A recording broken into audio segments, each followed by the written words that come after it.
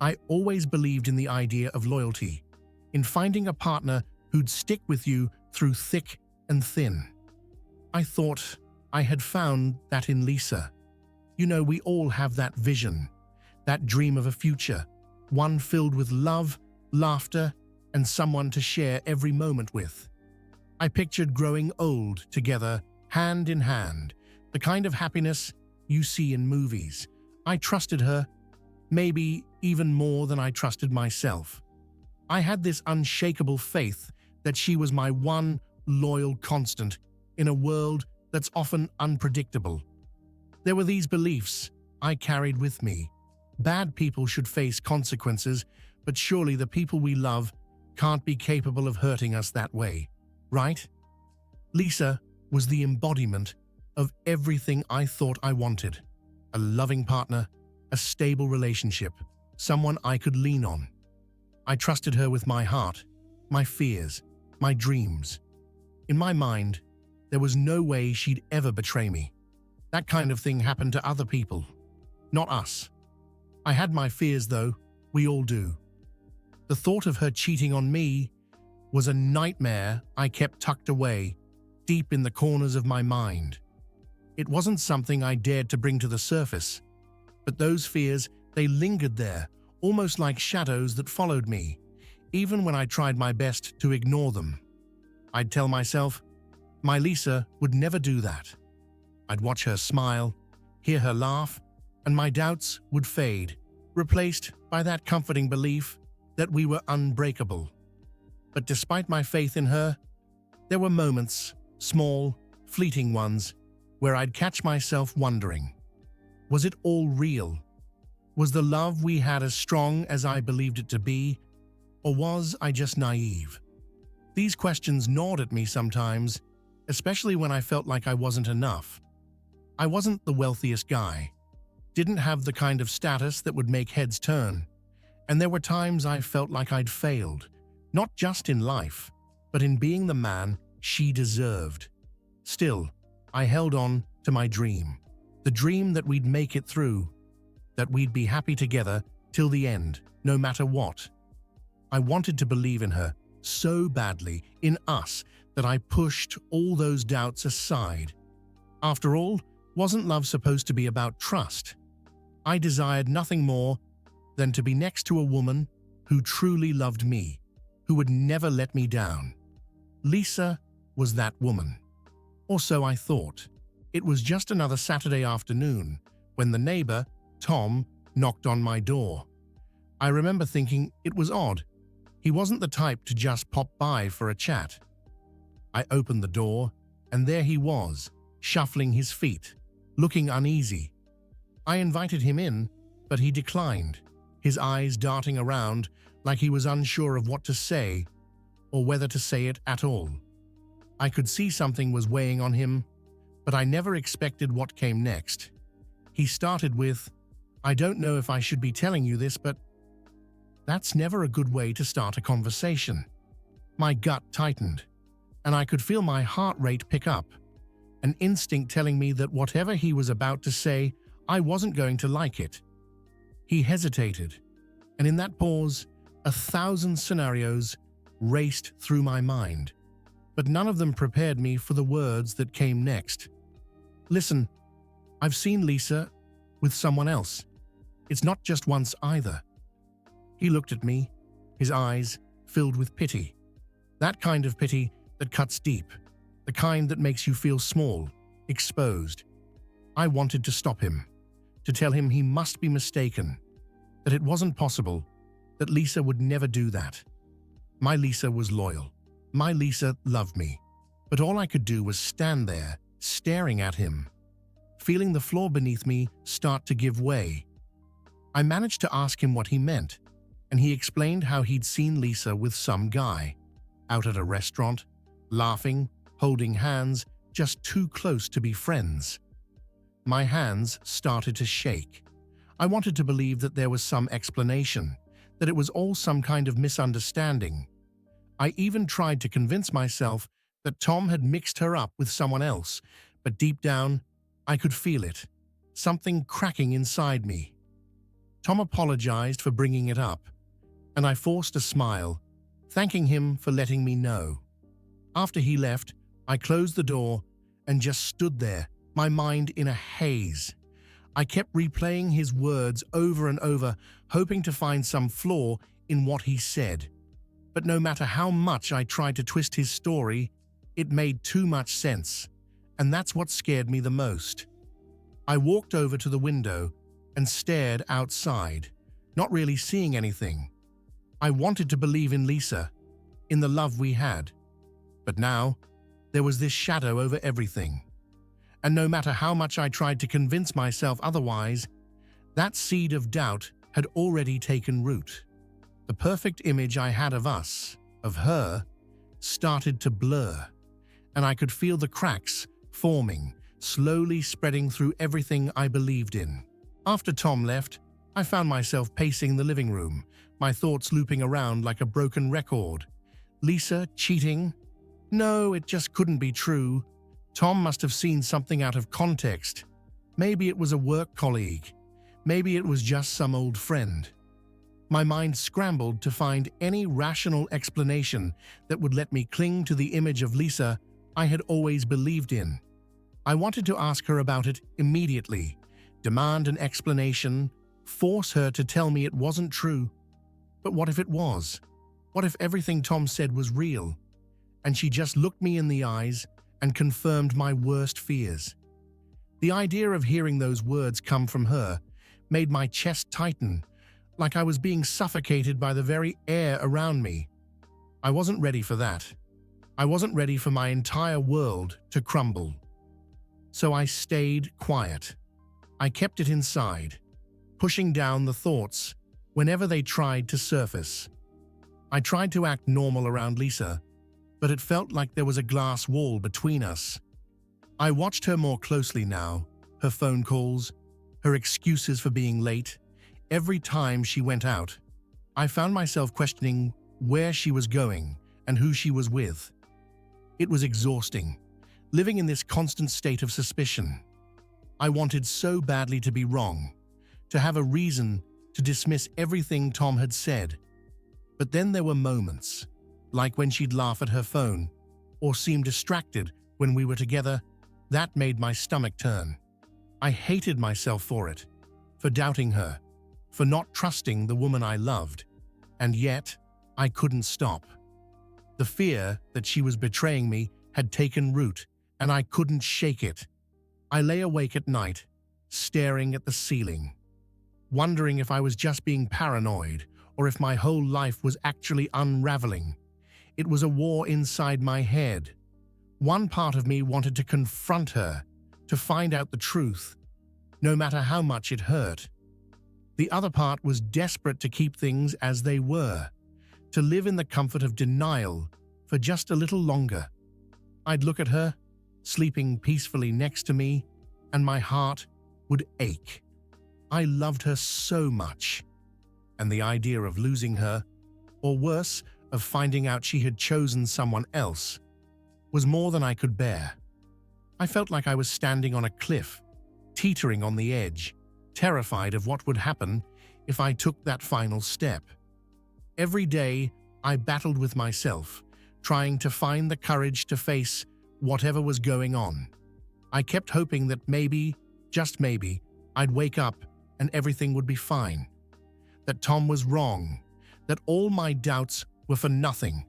But deep down, I knew I couldn't run from the truth forever. The cracks were there, growing wider each day, and sooner or later, I'd have to face whatever was on the other side. The more I thought about it, the more it started eating away at me. It wasn't just the idea of Lisa cheating that hurt. It was what it said about me. If it was true, then what did that mean about who I was? I couldn't help but feel like I was the problem, like I wasn't enough for her anymore. It's hard to describe how that realization seeps in.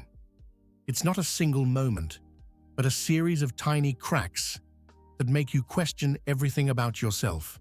I looked in the mirror and didn't like what I saw. The man staring back at me wasn't the kind of guy a woman would leave everything behind for. I was just ordinary. I didn't have the charm, the wealth, or the kind of confidence that could make a woman forget about everything else. The more I compared myself to whoever this other guy might be, the smaller I felt. I started wondering what he had that I didn't. Was he better looking? Was he more successful? Did he make her laugh in a way I couldn't anymore? I began dissecting every flaw, every shortcoming. My career wasn't exactly where I wanted it to be, and I wasn't making the kind of money I thought I'd be at this point in life. My body, well, let's just say I hadn't seen the inside of a gym in a long time. Every little thing that used to just be a part of who I was now felt like a reason for Lisa to look elsewhere. And it wasn't just her. Suddenly, it felt like everyone could see it. That I wasn't good enough. That I'd failed not only as a husband, but as a man.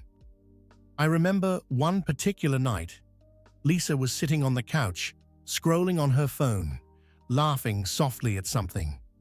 I watched her from across the room, and it hit me. What if she was talking to him right now? What if she was sharing a joke, a moment of joy, with someone else, while I was just there? The thought crushed me. I felt like I was standing in her shadow, invisible, not even worth her attention anymore. It's strange how quickly self-doubt can turn into self-loathing. I felt like I'd let her down, like I'd let myself down. I couldn't focus at work, couldn't enjoy the things I used to. Even simple conversations with friends felt hollow because all I could think about was how much I was lacking. I was ashamed of not being enough, ashamed that I was losing Lisa, and ashamed that I felt so powerless to stop it. I tried to compensate, doing more around the house, trying to make her favorite meals, or asking about her day, but every gesture felt empty, like I was just grasping at straws, desperately trying to hold on to something that was already slipping away. And no matter how much effort I put in, there was always that nagging voice in the back of my head, whispering that it wouldn't make a difference, that I was already too late, and that whatever we had was already gone. Eventually, I couldn't take it anymore. The doubts, the suspicions, it was all eating me alive. I knew I had to talk to Lisa. I had to know the truth, even if it destroyed me. One evening, after dinner, I sat there at the table, watching her clear the dishes, and I realized I couldn't keep pretending. My voice felt stuck in my throat, but somehow I found the words. "Lisa, we need to talk," I said, my voice trembling. She turned to look at me, her smile fading as she saw the seriousness on my face. I could see the question in her eyes, the confusion. She sat down across from me, and I could feel my heart pounding. This was it, the moment everything could come crashing down. I took a deep breath and told her about Tom, about what he'd said. I told her how I'd been feeling, my fears, my doubts, the sleepless nights.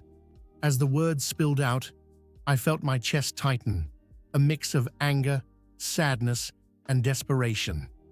I was laying it all out there, exposing the rawest parts of myself, and I was terrified of what would come next. Lisa's face went pale. She didn't deny it right away, and that silence, that few seconds of hesitation, was like a knife twisting in my gut. I could see the emotions flash across her face.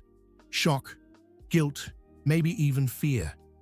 She started to speak, her voice soft, telling me it wasn't what I thought, that it wasn't serious, that it was a mistake. But none of it mattered.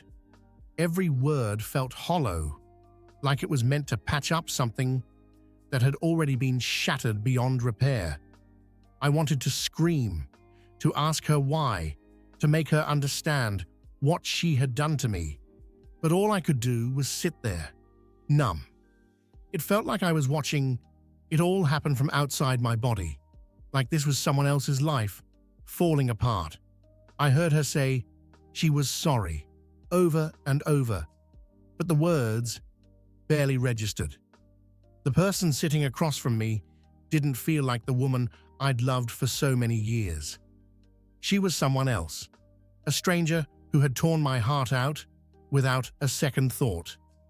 I asked her if she loved him, and she looked down, avoiding my eyes. That silence spoke louder than any words could have. It was like a punch to the gut, knocking the wind out of me. All those moments we shared, all the promises we made, they felt like lies now. The future I'd imagined for us, the dreams I held so close, they all crumbled in that instant. She reached across the table, trying to hold my hand, tears streaming down her face. But I pulled away. I couldn't let her touch me. Not now. Not after everything. I stood up, feeling like the ground beneath me was gone, like I was floating in some kind of nightmare I couldn't wake up from. I looked at her one last time, and all I could say was, "Why?" She didn't have an answer, and maybe there wasn't one that would ever make sense to me.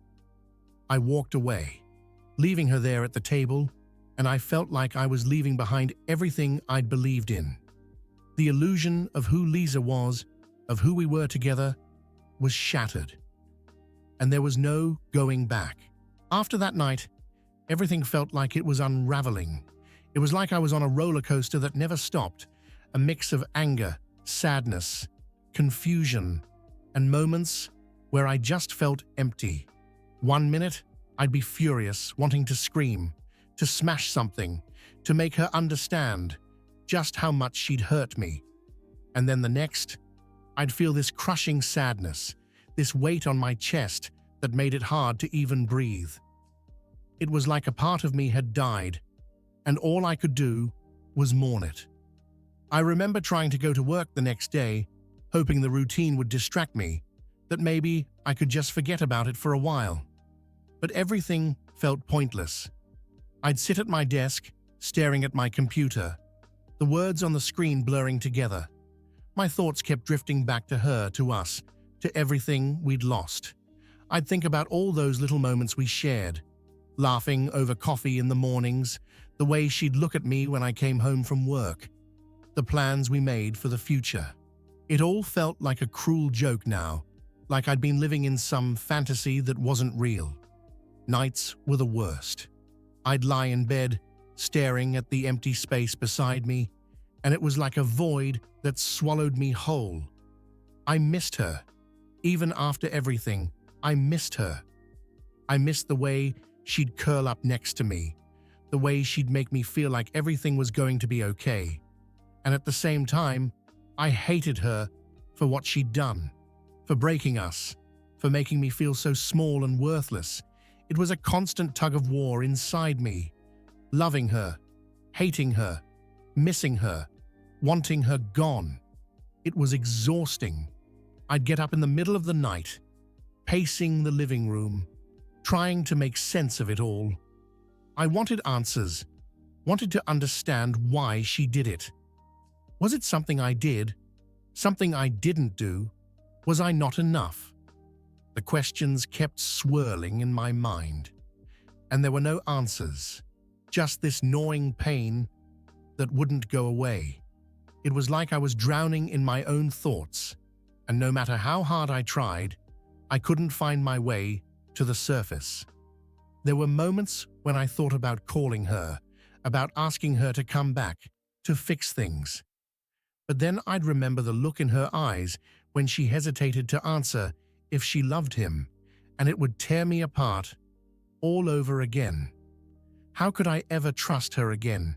How could I ever look at her without seeing the betrayal? The hurt was too deep, and I knew that even if she came back, it would never be the same. I felt so lost, like I didn't know who I was anymore. Everything I thought I knew, everything I believed in, had been ripped away. I was angry at her, angry at myself for not seeing it, for not being enough. I was angry at the world, for letting this happen. And then there were moments when the anger would fade, and all that was left was this hollow emptiness, this aching loneliness that made me feel like I was completely alone in the world. The roller coaster never seemed to end.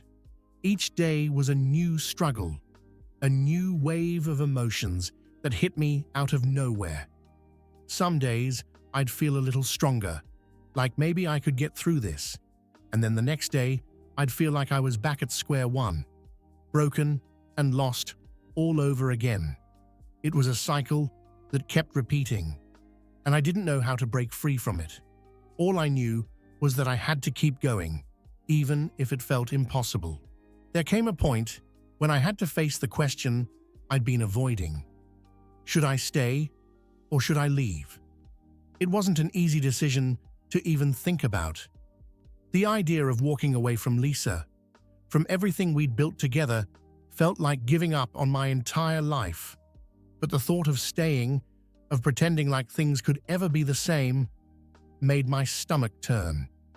It was like I was standing at a fork in the road, and neither path looked any less painful. I sat in the living room one night, staring at the wedding photo on the mantel.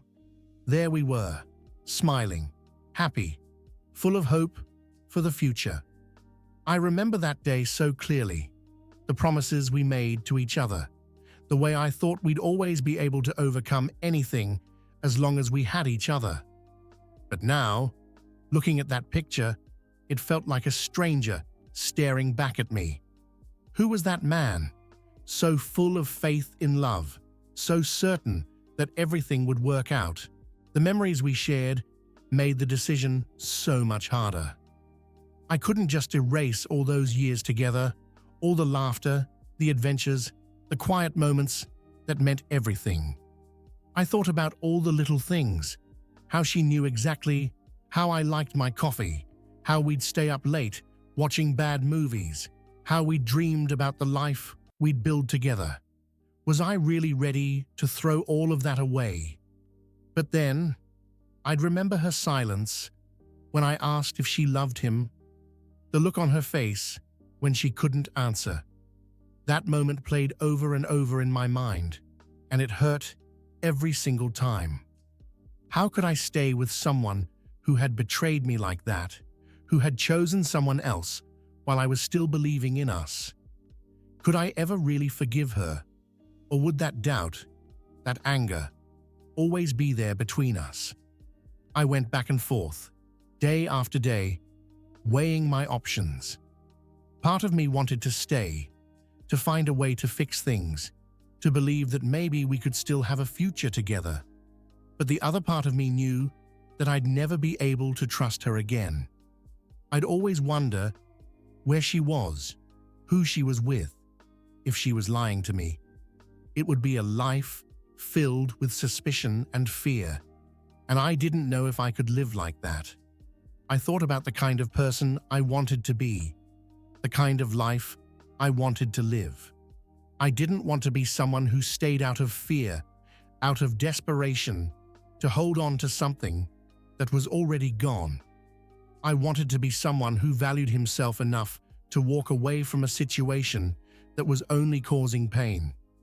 I deserved better than to be someone's second choice, someone to fall back on when things didn't work out elsewhere. The hardest part was realizing that love wasn't always enough.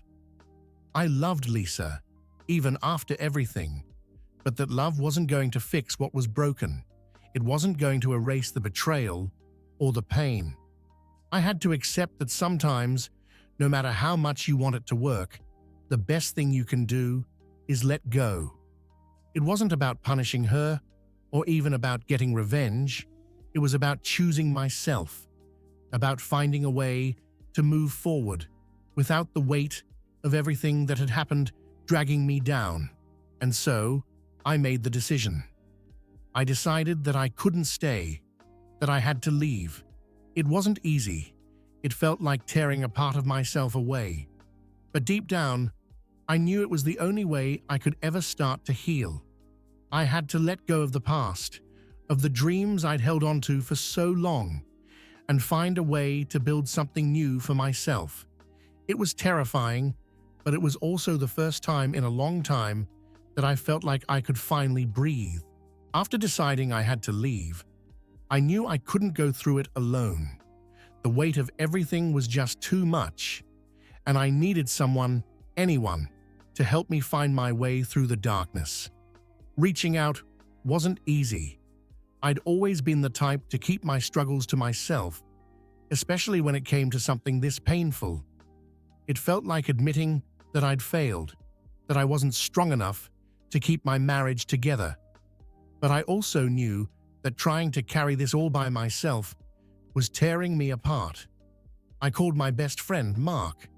We hadn't talked in a while, not really, just the usual small talk, catching up now and then. But when I heard his voice on the other end, something broke inside me. I couldn't hold back the tears anymore.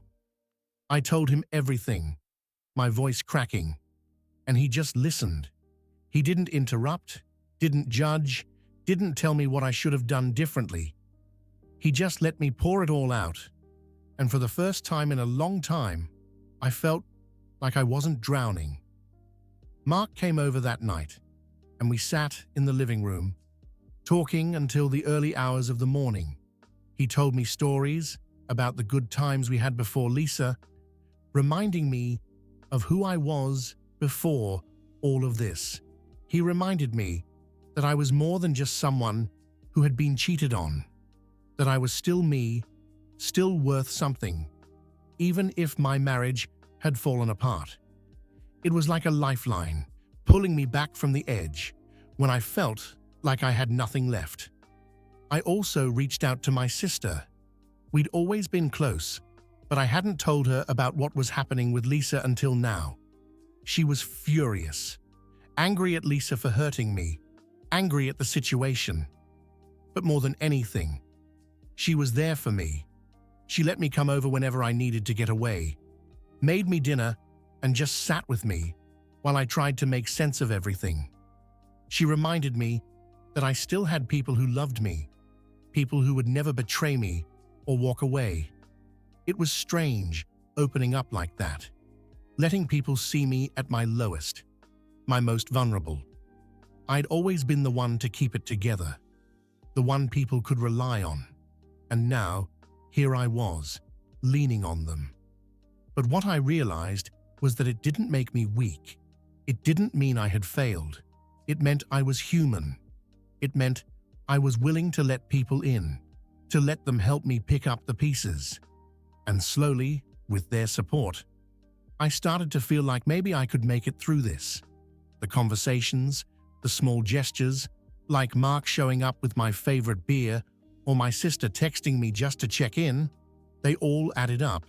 They were reminders that I wasn't alone, that even though I had lost Lisa, I hadn't lost everything.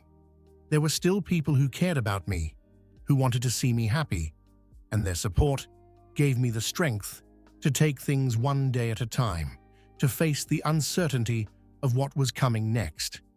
There were still nights when I felt the pain, when the loneliness felt unbearable, but it wasn't as overwhelming as before. When I felt myself slipping, I'd call Mark or go over to my sister's, and just being around people who cared about me made all the difference. I started to see that my life wasn't over. It was different, yes, and it was still filled with pain, but it wasn't over. I had people who were ready to help me rebuild, and that gave me hope. As the days passed, I found myself trying to make sense of it all. The anger, the sadness, it was all still there, but underneath it was this desperate need to understand why. Why had Lisa done it? Was it something I did or didn't do? I went over everything in my mind, trying to piece together how we had ended up here. I knew it wouldn't change what had happened, but maybe if I could understand, I could finally find a way to move on. Part of me wanted to hate her. I wanted to hold on to that anger, to use it as a shield against the pain. She had betrayed me, broken every promise we'd made to each other, and there was a part of me that felt she deserved whatever consequences came her way. She had made her choice, and now she had to live with it. There was a sense of justice in that, of her facing the fallout of her actions, of having to deal with the damage she'd caused. But then there was another part of me, one that couldn't completely let go of the love I'd had for her. I tried to put myself in her shoes, to understand what had led her to make those choices. Had she been unhappy? Had I missed the signs? Was there something more I could have done? Something that could have kept her from straying? It was hard to accept, but I knew our marriage hadn't been perfect. There were times when I'd been distant, when I'd been so focused on work or my own struggles that maybe I hadn't been there for her the way I should have. It didn't excuse what she'd done, nothing could, but it made me realize that there were two sides to every story. She was human, just like me, and maybe she'd been dealing with her own fears and insecurities. Maybe she hadn't known how to talk to me about what she was feeling. It didn't make the betrayal hurt any less, but it made it harder to simply label her as the villain. She was someone I had loved deeply, someone who had once made me incredibly happy. And part of me still wanted to hold on to that version of her, even if I knew it was gone. The struggle between empathy and the desire for justice was exhausting. One moment, I'd be filled with compassion, thinking about how maybe she hadn't meant to hurt me, that maybe she was struggling too. And then the next, I'd be overwhelmed with anger, wanting her to feel the pain she had caused me, wanting her to understand just how deeply she had cut me. It was like I was being pulled in two different directions, and I didn't know which one was right. I think deep down, I knew that holding on to the anger would only end up hurting me more. It would keep me trapped, tied to the past, unable to move forward. But letting go, finding empathy, felt like letting her off the hook, like saying what she did was okay, and it wasn't. I had to find a balance between the two, a way to acknowledge the hurt while also recognizing that she was a flawed human being, just like I was. I remember sitting one afternoon staring out the window and realizing that maybe I didn't need to have all the answers. Maybe I didn't need to understand every reason behind her actions or to decide whether she deserved my empathy or my anger. Maybe it was enough to accept that what happened, happened, and that it was now up to me to decide how I wanted to move forward. It was about finding peace, not for her, but for myself, letting go of the need to punish her and instead focusing on what I needed to heal. It wasn't easy, and it wasn't something that happened overnight. There were still moments when the anger would rise up, or when I'd feel the pull of empathy and wonder if I'd done enough to keep us together. But slowly, I began to realize that the only way to truly move on was to let go of both extremes, to let go of the desire for justice, and to let go of the need to understand every detail. It was about accepting what was and choosing to focus on what could be. My future, my happiness, my own journey forward. After everything, I knew I had to start putting myself back together. I couldn't keep living in that cycle of pain and doubt. I needed to heal. At first, I didn't know where to begin. My self-worth had taken such a massive hit that even looking at myself in the mirror felt like a challenge. Who was I without Lisa, without the life we had built? It felt like I was standing in the wreckage of something I used to be, unsure of where to even start picking up the pieces. I decided to take small steps, tiny actions that reminded me I was still capable of more than just feeling broken. I started going for walks in the evenings, just to clear my mind. It wasn't much, but the fresh air, the movement, it helped. It gave me space to breathe, to think without the weight of everything pressing down on me. I'd walk through the neighborhood, listening to music, and for those moments, it felt like the world was a little less heavy. I also decided to pick up an old hobby I had long forgotten: playing guitar. It was something I used to love, something that brought me joy before everything got so complicated. Dusting off the guitar, I sat down one night and just started playing. At first, it felt awkward, my fingers clumsy on the strings, but after a while, I found the rhythm again, and I lost myself in the music. It was like reconnecting with a part of myself I had lost along the way, a part that had nothing to do with Lisa or what had happened. It was just me. I also started going to the gym. I wasn't trying to transform myself overnight or prove anything to anyone. I just needed something to focus on, something that made me feel like I was taking care of myself. The physical exertion, the sweat, the soreness, it was all a reminder that I was still alive, still fighting. With each workout, I felt a little stronger, a little more in control. It wasn't about impressing anyone or trying to win Lisa back. It was about proving to myself that I was worth the effort. As I worked on myself, I also began to realize the importance of my own voice. I had spent so long doubting myself, questioning if I was good enough, that I had forgotten who I truly was. I started journaling, writing down my thoughts, my fears, my hopes for the future. It wasn't always easy, and sometimes the words came out messy and confused, but it felt good to get them out. To see my pain on the page, to acknowledge it, and then to let it go. There were still bad days, days when I felt like I was back at square one, when the pain would wash over me all over again. But there were also good days, days when I felt lighter, when I could see a glimpse of the person I wanted to become. I knew I had a long way to go, but for the first time in a while, I felt like I was on the right path. I wasn't just surviving, I was starting to live again. And it was in those small moments, when I was strumming my guitar, or feeling the burn of a workout, or simply taking in the sunset during a walk, that I began to rediscover my self-worth. I realized that I was more than the betrayal, more than the pain Lisa had caused. I was still me, and I was worth fighting for.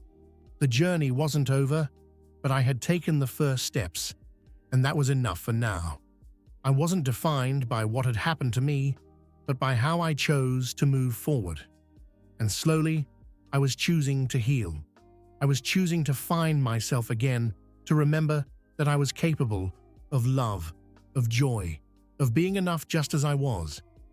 And that realization, small as it might have seemed, was the most powerful part of my healing journey. The healing process wasn't linear. Just when I thought I was making progress, a setback would hit me, and it would feel like I was right back where I started. It was frustrating to say the least.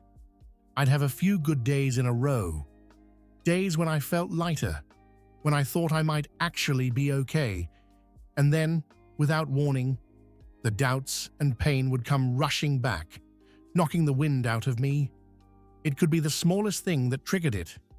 Sometimes it was seeing an old photo of Lisa on my phone, one I had forgotten to delete. The smile on her face, the way she looked at me, it was like a punch to the gut. In that moment, all the progress I had made seemed to vanish, and all I could feel was the ache of what I had lost. I'd start to wonder if I had made the right choice by leaving. What if I'd tried harder? What if I had fought for us just a little longer? Would we still be together, working things out? Other times, it would be a song that played on the radio, one that reminded me of our time together. The memories would come flooding back, and for a moment, I'd be back in those happier days, driving together, singing along, not a care in the world. But then reality would hit, and I'd remember that those days were gone, that the person I had loved had betrayed me. It was like being pulled between two worlds, one filled with love and hope, and the other with pain and betrayal. I started to doubt myself again. Was I really strong enough to move on? Was I even capable of finding happiness without her?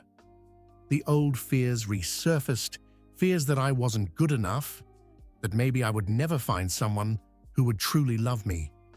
I'd look around at the life I was trying to rebuild, and some days it just felt empty. The silence in the house was deafening, a constant reminder that I was alone. And no matter how much I tried to fill that silence, with music, with hobbies, with anything, I couldn't escape the feeling of loneliness. There were nights when I'd lie awake, staring at the ceiling, and all I could think about was Lisa. Not just the betrayal, but the good times too.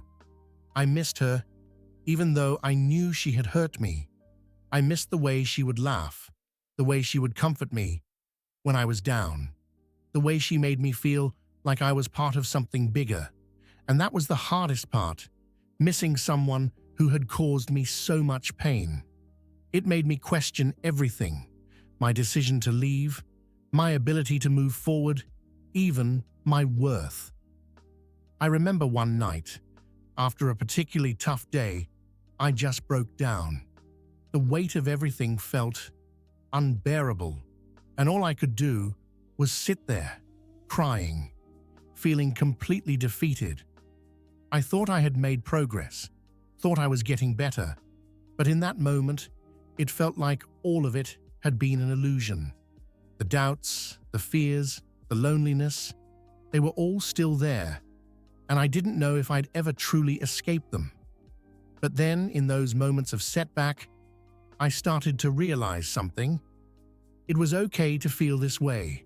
It was okay to have bad days, to feel the pain, to miss what I had lost. Healing wasn't supposed to be perfect. It wasn't supposed to be a straight line, from broken to whole. There were going to be setbacks. There were going to be moments when I felt like I was falling apart all over again. And that was part of the process. It didn't mean I wasn't healing. It didn't mean I wasn't strong. It just meant that I was human.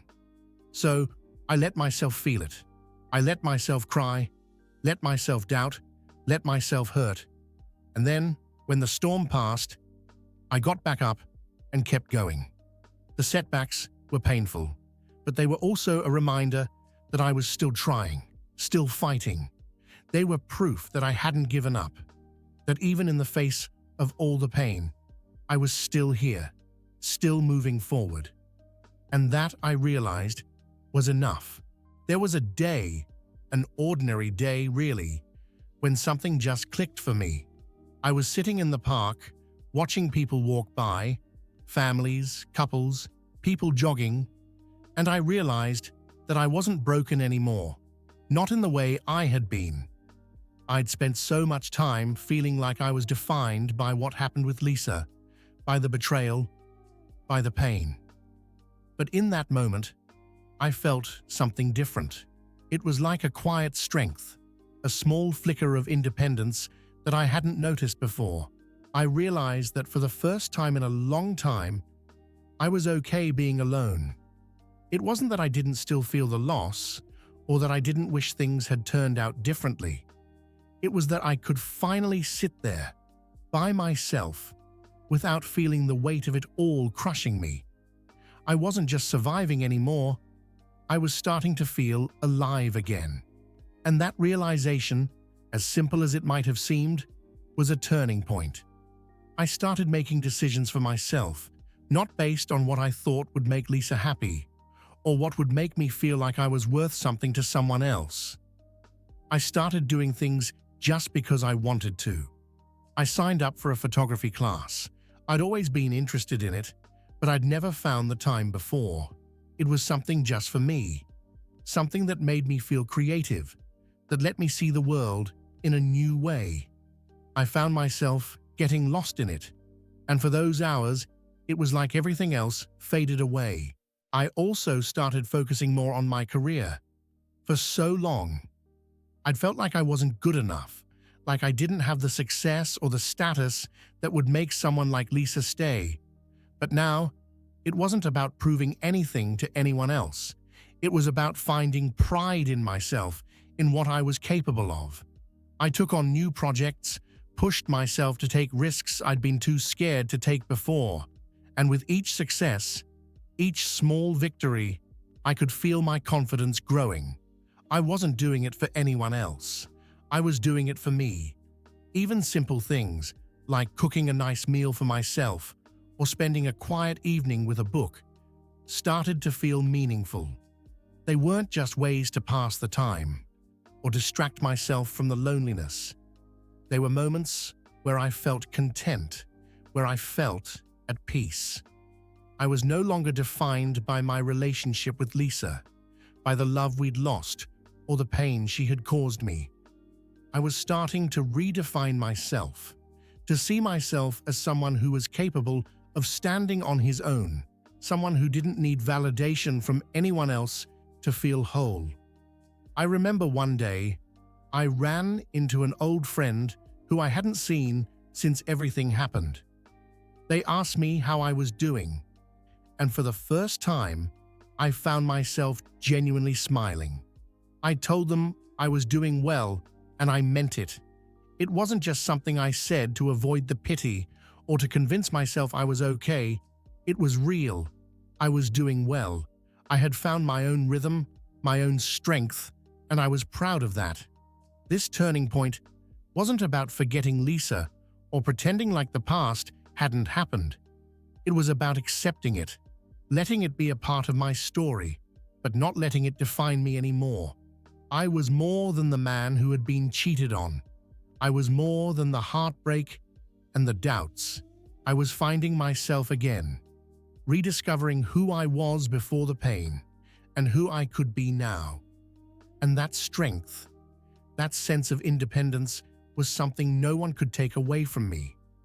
It wasn't about being over everything that had happened. It was about choosing to live my life for me, on my own terms. And for the first time in what felt like forever, that was enough.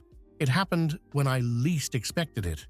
I was at a coffee shop, one of those places I'd found myself frequenting since I started taking my walks. I liked the atmosphere, the warm light, the quiet hum of conversation, the comforting smell of freshly brewed coffee.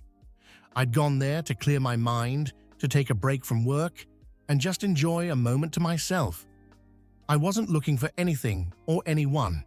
I was simply trying to enjoy my own company. I was standing at the counter, waiting for my order, when I heard a voice beside me. "Do you mind if I borrow the sugar?" I turned, and there she was. Her smile was genuine, kind, the kind that reaches the eyes. I handed her the sugar, and for some reason, maybe it was the way she looked at me, like I was actually there, not just another stranger in line, I decided to say something, instead of just nodding and turning away. We started talking. It was small talk at first, about the coffee, about the weather, but there was something different about the way she spoke, like she was truly interested in the conversation. She wasn't rushing it, and neither was I. Her name was Emily, and before I knew it, we were sitting at a table together, still talking. It wasn't forced, it wasn't awkward, it was just easy. I found myself laughing, genuinely laughing at something she said. I couldn't remember the last time I'd laughed like that, without it being forced, without it feeling like I was trying to prove to myself that I was okay. It was real, and in that moment, I felt something I hadn't felt in a long time, a spark of hope. I could see myself connecting with someone again, in a way I thought I'd lost forever. We talked for over an hour about everything and nothing, our jobs, places we'd traveled, the little things we loved about life. She was so open, so genuine, and it made me want to be open too. I didn't tell her everything. I didn't talk about Lisa or the pain I'd been through, but I found myself sharing things about myself that I hadn't shared with anyone in a long time. She made it easy, made me feel like I was worth listening to. When it was time for her to go, she hesitated for a moment, then smiled and asked if I'd like to meet up again sometime. I almost couldn't believe it. I'd spent so long doubting if I'd ever be able to let someone new in, if anyone would ever see me as more than the broken pieces I felt I had become. But there she was, looking at me like I was someone worth knowing, someone she wanted to see again. I said yes. It wasn't a big, dramatic moment. It was simple, just a, yeah, I'd like that. But it felt like a step forward, a step toward something new. I didn't know where it would lead, and I wasn't ready to dive into anything serious, but it was enough. It was enough to know that I could still feel that connection, that maybe, just maybe, I could open my heart again, even if it was just a little bit. As I walked home that day, I felt a sense of lightness that I hadn't felt in a long time. I wasn't expecting to fall in love right away or to have everything magically fixed by meeting someone new, but I realized that my heart wasn't closed off anymore. There was space there for something new, for new memories, for new laughter, and that made all the difference. Meeting Emily didn't erase the past. It didn't make everything I'd been through vanish, but it gave me hope that maybe someday I could find love again. And for now, that was enough. Meeting Emily was one thing, but letting myself trust again, that was a whole different challenge. After everything that had happened, trust felt fragile, like a delicate thread I was too scared to hold on to. But there was something about her, something about the way she listened, the way she cared, that made me want to try. It wasn't easy, and there were moments when the fear of being hurt again almost made me pull back. But somehow, she made it feel worth the risk. The first time I told her about Lisa, it was late in the evening. We had been seeing each other for a few weeks, and I knew it was time to be honest. We were sitting on a park bench, watching the sun dip below the horizon, and I just started talking. I told her about the betrayal, about the pain, about the months of feeling like I wasn't good enough. My voice shook, and I could feel the old emotions stirring, the rawness of it all still very much alive. But she didn't interrupt, didn't try to fix anything. She just listened, her eyes filled with understanding, her hand resting gently on mine. I remember looking at her, expecting pity or discomfort, but all I saw was compassion. She didn't judge me for my fears, for my doubts. She didn't push me to move faster or tell me that it was time to get over it. She simply told me that she was there, that she understood why I was scared, and that she was willing to be patient with me. It was the first time I felt like maybe, just maybe, it was possible to open up again without getting hurt. Slowly, I began to trust her, one small step at a time.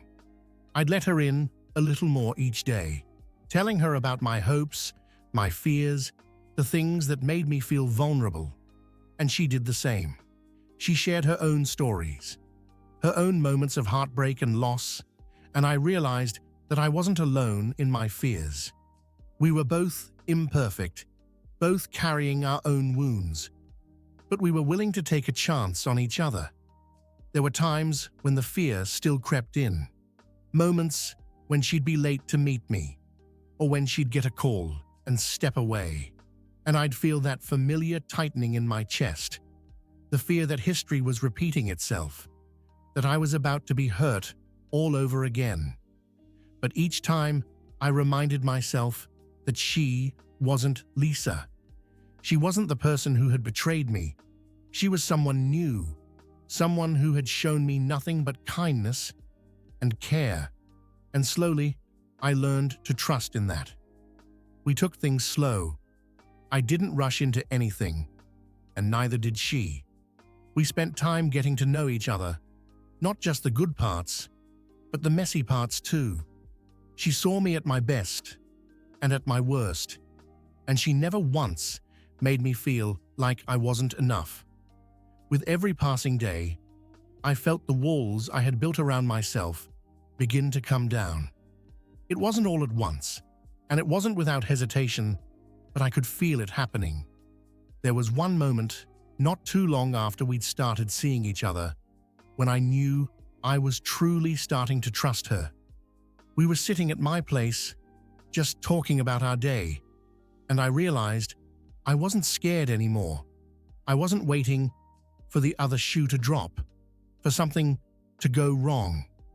I wasn't looking for signs of betrayal or wondering if she was hiding something.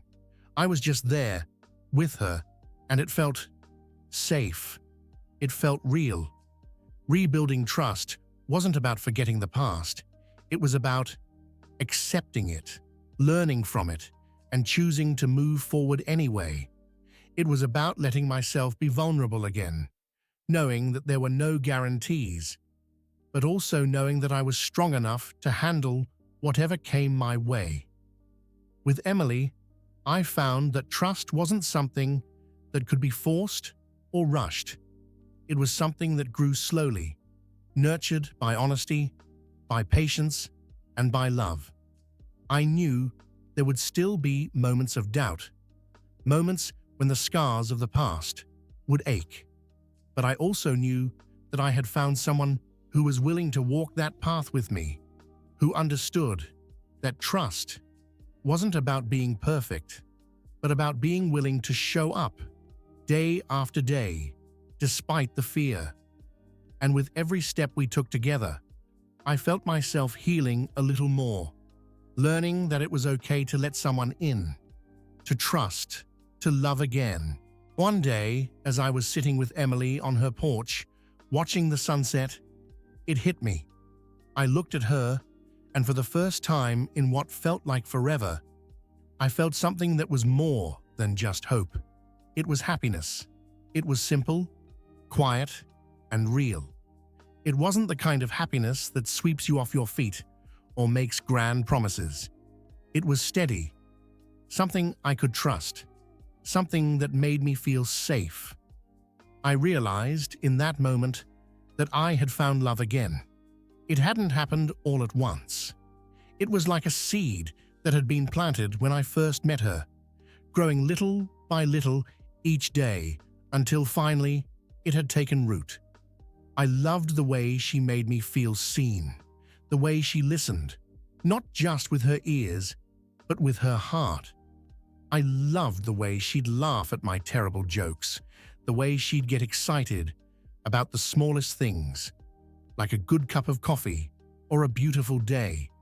It was all these little things that made me realize that what we had was special, that it was worth holding on to.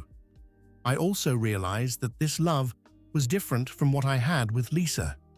With Lisa, I had been so focused on the idea of what we were supposed to be, on the future I thought we were building, that I had missed the cracks that were forming beneath the surface. With Emily, there were no illusions, no expectations of perfection. It was just us, two people who had been hurt, who had found each other, and who were willing to take things one day at a time. It was honest, and that made all the difference.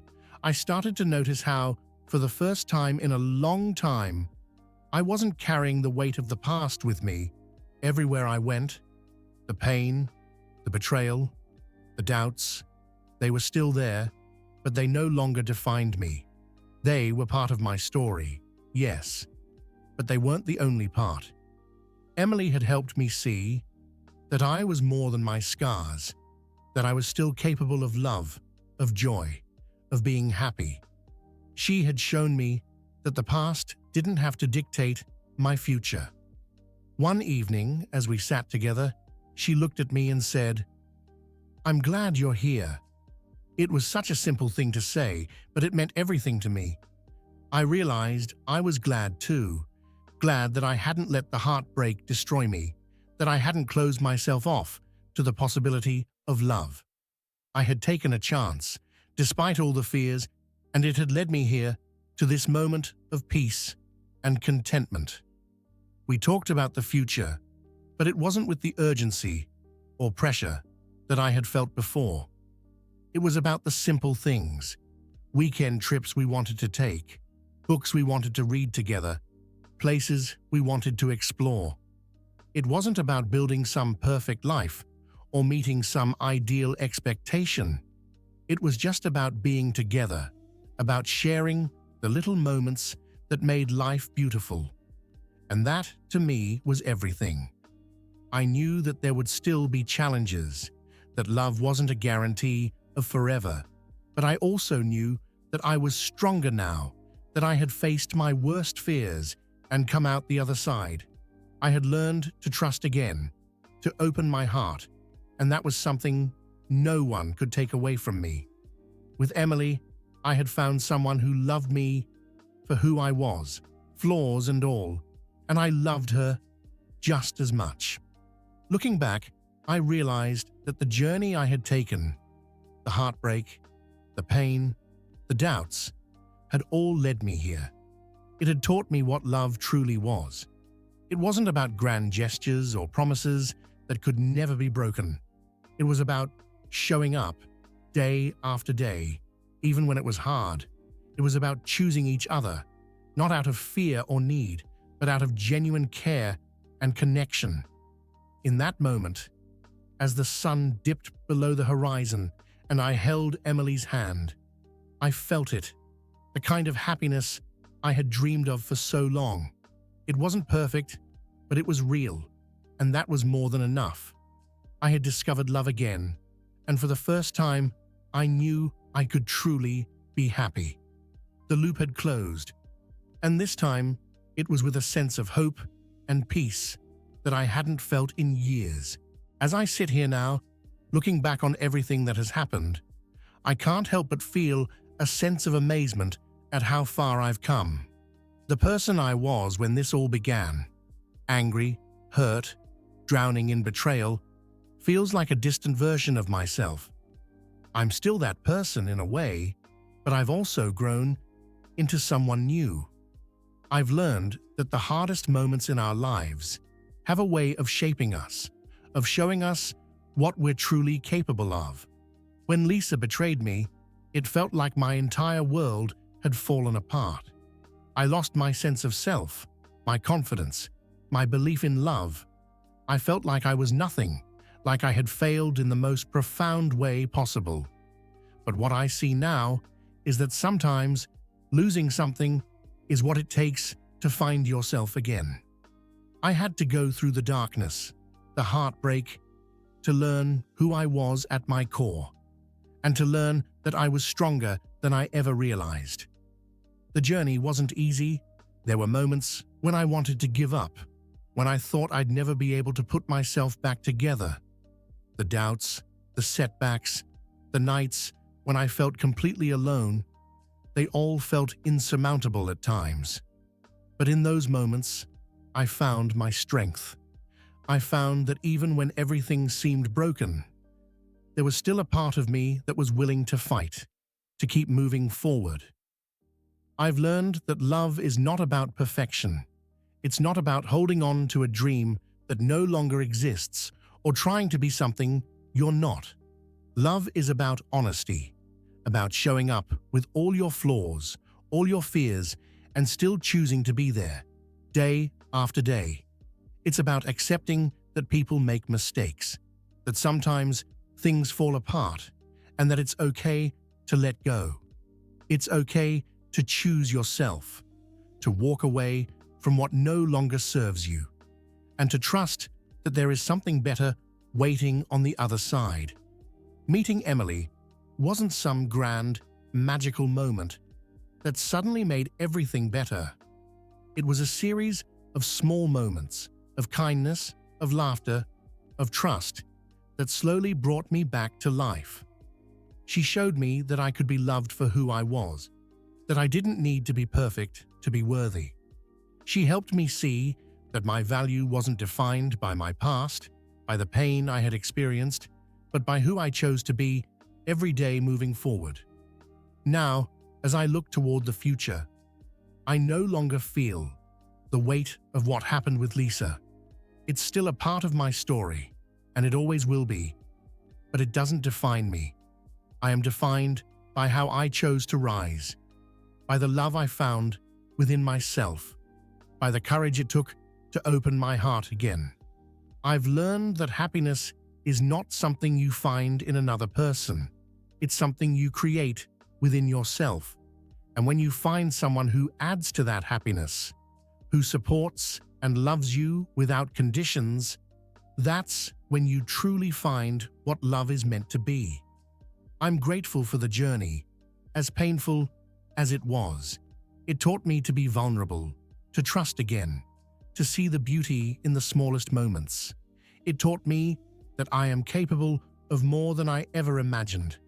And it taught me that love is not about never being hurt. It's about having the strength to heal, to forgive, and to try again. So here I am, ready for whatever comes next. I don't know what the future holds, and that's okay. I know that I have the strength to face whatever comes, that I am surrounded by people who love me, and that I am capable of love, of happiness, and of a life filled with meaning. And as I hold Emily's hand and look at the road ahead, I know that I am finally where I am meant to be, at peace, with a heart that has healed, ready to embrace whatever comes next.